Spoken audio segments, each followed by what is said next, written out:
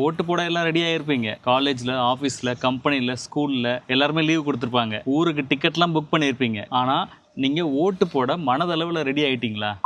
யார் சொல்கிறதையும் கேட்காதீங்க. உங்கள் அப்பா, அம்மா, ஒய்ஃபு, சில்ட்ரன் யாராக இருந்தாலும் சரி, உங்கள் மனசாட்சி சொல்கிறத மட்டும் கேளுங்க. அது சொல்லணும்னா உங்களுக்கு டேட்டா வேணும். ஜஸ்ட் 2 hours உங்கள் டைம் ஒதுக்குங்க. உங்கள் தொகுதியில் யார் நிற்கிறாங்கன்னு பாருங்க. அவங்கள பற்றி படிங்க. இப்போ என்ன வாக்குறுதிகள் கொடுத்துருக்காங்கன்னு படிங்க. ஆல்ரெடி அவங்களே எம்எல்ஏவாக இருந்திருந்தா அப்போ என்னென்ன செஞ்சாங்கன்னு படிங்க. நெக்ஸ்ட் அவங்க கட்சியை பற்றி ரிசர்ச் பண்ணுங்க. நம்ம கிட்ட இன்டர்நெட் இருக்கு. 2 hours என்ன வேணாலும் பண்ணலாம் இன்டர்நெட் வச்சு. கட்சியை பற்றி முழுசாக தெரிஞ்சுக்கோங்க. முக்கியமான விஷயம், அந்த பார்ட்டியோட வெப்சைட்டில் எதையும் செக் பண்ணாதீங்க. நியூஸ் வெப்சைட்டில் இல்லைன்னா ஏதாவது கவர்மெண்ட் வெப்சைட்டில் பாருங்கள். அதுக்காக பார்ட்டி வெப்சைட்ஸ்லாம் பொய்ன்னு சொல்லல. ஆனால் பிரைமரி ரிசர்ச்சுக்கு அது வேண்டாமே. எல்லா ரிசர்ச்சும் முடிச்சுட்டு ஒரே ஒரு ஆளை மட்டும் மைண்டில் வைங்க. பூத்துக்குள்ளே போய் பட்டன் ப்ரெஸ் பண்ணுற வரைக்கும் வேற யாரும் எந்த வேட்பாளரை பற்றி பேசுனாலும் காதில் வாங்கிக்காதீங்க. ஓட்டு போட்ட அப்புறமும் யாருக்கு போட்டேன், எதுக்கு போட்டேன்னு யார்கிட்டையுமே சொல்லாதீங்க. Happy voting. இன்னொரு வீடியோவில் பார்க்கலாம்.